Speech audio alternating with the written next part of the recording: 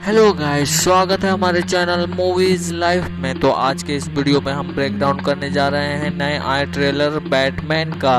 तो चलिए स्पॉइलर को ध्यान रखते हुए, बकबक को साइड रखते हुए चलिए शुरू करते हैं। क्या बैटमैन कॉमिक्स के बैटमैन पर ज़्यादातर बेस्ड होगा? वैसे तो कई लोगों को यह नहीं पता होगा कि कॉमिक्स में सबसे पहले बैटमैन सुपर हीरो की तरह नहीं एज ए डिटेक्टिव इंट्रोड्यूस किया गया था। इस ट्रेलर के पहले ही शॉट में बात करें तो एक कैरेक्टर नजर आता है जो मर्डर करके लाश पर टेप लगाता हुआ दिखता है। इसका नाम रिडलर है। यह कॉमिक्स से लिया हुआ एक कैरेक्टर है। इस ट्रेलर में आगे बढ़ने से पहले हम लोग बैटमैन की कुछ बेसिक कहानी के बारे में जान जाते हैं कि यहाँ पे रिडलर गौतम सिटी में सभी करप्ट नेताओं और बिजनेसमैन का मर्डर करता है।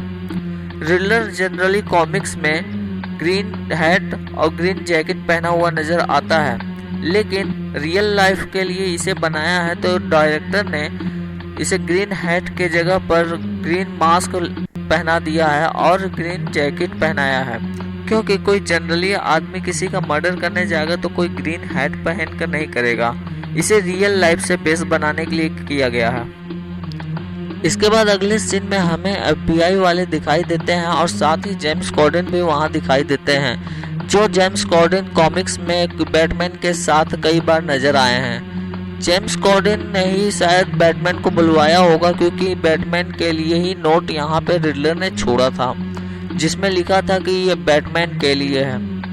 फिर हमें नेक्स्ट सीन में एक अखबार पर डॉन लिखा हुआ दिखाई देता है।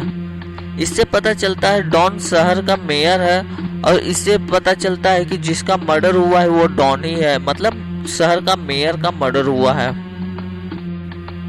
इसके बाद अगले सीन में हमें ब्रूस वेन बिना मास्क के दिखते हैं और आंखों के साइड सेट दिखाया जाता है जो रियलिस्टिक लगती है, क्योंकि पहले की बैटमैन मूवी में मास्क के अंदर भी सेट लगाया जाता था, लेकिन उसको विदाउट मास्क में कभी दिखाया नहीं गया।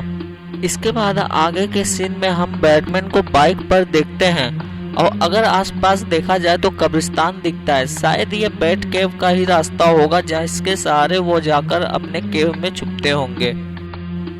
इसके बाद अगले सीन की बात करें तो अगले सीन में हमें बैट केव दिखाया जाता है जो इतना एडवांस नजर नहीं आता।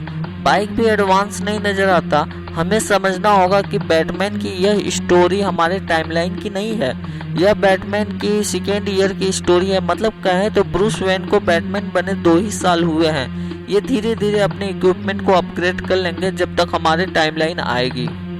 फिर अगले सीन में हमें ब्रूस वेन दिखते हैं जो एक फ्यूनरल पे आए हुए नजर आते हैं। वहीं रिडलर की कार आती है, लेकिन उसमें से रिडलर नहीं एक इंसान निकलता है जो एक ह्यूमन बॉम्ब होता है। उसके चेस्ट पे लिखा रहता है टू द बैटमैन। आगे की शॉट में बात करें तो यह फटते हुए भी हमें नजर आता है, लेकिन नोटिस करने की बात यह है कि फ्यूनरल पे बैटमैन के रूप में ब्रूस वेन नहीं आए हुए रहते हैं, लेकिन जब बॉम्ब फटता है तो वो बैटमैन बने हुए नजर आते हैं। तो इतना जल्दी उन्होंने ड्रेस कैसे चेंज किया ये देखना इंटरेस्टिंग रहेगा।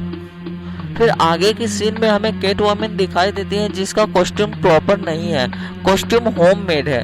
जनरली बात करें तो रियलिटी में यही है कि अगर कोई भी व्यक्ति चोरी करने या कहीं भी जाएगा तो वो अपने हाथ से ही कॉस्ट्यूम बनाएगा, जैसा कि इसमें दिखाया जा रहा है। तो डायरेक्टर ने रियलिस्टिक दिखाने के लिए इसमें किया है, लेकिन अगर कैटवुमन अगर बैटमैन के साथ हो जाए तब शायद उसका प्रॉपर कॉस्ट्यूम दे दिया जाएगा।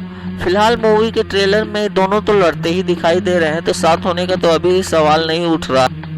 इस शॉट की बात करें तो इस शॉट में हमें पेंगुइन का भी कैरेक्टर दिखाया जाता है, लेकिन डायरेक्टर मैट्रिक्स ने क्लियर किया है कि अभी इस मूवी में इन्हें पेंगुइन के नाम से कोई नहीं जानता है। फिर इसके बाद के सीन की बात करें जो देखने को हमें मिलता है कि पुलिस वाले और बैटमैन के बीच में झड़प होती रहती है। शायद बैटमैन किसी पे गुस्सा है, वो पुलिस वाला हो सकता है या कोई क्रिमिनल हो सकता है। देखने को मिल सकता है कि कॉमिक्स के तरह इसमें भी होगा कि पुलिस वाले और बैटमैन एक दूसरे के खिलाफ होंगे, जैसे कि कई बार कॉमिक्स में नजर आया है। आगे के सीन में हम इसी में देख सकते हैं कि एक पुलिस वाले बैटमैन पे गोली भी चला रहा है, तो इससे पता चल सकता है कि ये कॉमिक्स के तरह एक दूसरे के खिलाफ भी नजर आ सकते हैं इस मूवी में। ट्रेलर के लास्ट जाते जाते हमें ऑटोमोबाइल दिखाई देती है और कई छोटी छोटी फाइट सीन दिखाई देती है। इस फाइट सीन को देखकर कई लोग सोच रहे हैं कि ये जोकर के लोग हैं, लेकिन ये सोचना गलत है। ये रिडलर के लोग भी हो सकते हैं। कुछ थ्योरी के मुताबिक ये पेंगुइन के लोग भी हो सकते हैं। ट्रेलर के लास्ट में एक आवाज आती है रिडलर की, जो ट्रेलर को एकदम से बदल कर रख देता है। रिडलर कहता है कि तुम भी इसके पार्ट हो। वैसे देखा जाए तो यह बात सच है, क्योंकि बैटमैन और रिडलर दोनों ही करप्ट लोगों को हटाना चाहते हैं, लेकिन दोनों के रास्ते एकदम अलग हैं। एक खबर आई है कि बैटमैन मूवी का ये जो ट्रेलर आया है, ये मूवी के सिर्फ 25% हिस्सों में से बनाया गया है। अभी 75% मूवी बनके तैयार ही नहीं हुई है। यह भी एक खबर आई है कि यह मेन DCU का पार्ट नहीं है, यह एक अल्टरनेट यूनिवर्स का पार्ट है। तो यहाँ से हम जान सकते हैं कि मल्टीवर्स की एंट्री शुरू हो रही है DCU में। से आपको इस ब्रेकडाउन में क्या बातें पसंद आई? अगर हमारे से कुछ मिस हो गया तो आप हमें कमेंट बॉक्स में ज़रूर लिख के बता सकते हैं। और अगर हमारे वीडियो को पसंद करते हैं, तो अगर पसंद आती भी है तो हमारे चैनल को लाइक कीजिए और वीडियो को लाइक कीजिए और सब्सक्राइब कीजिए हमारे चैनल को और प्रेस कीजिए बेल आइकन को फॉर द लेटेस्ट अपडेट और शेयर कीजिए ज़्यादा से ज़्यादा। और थैंक यू।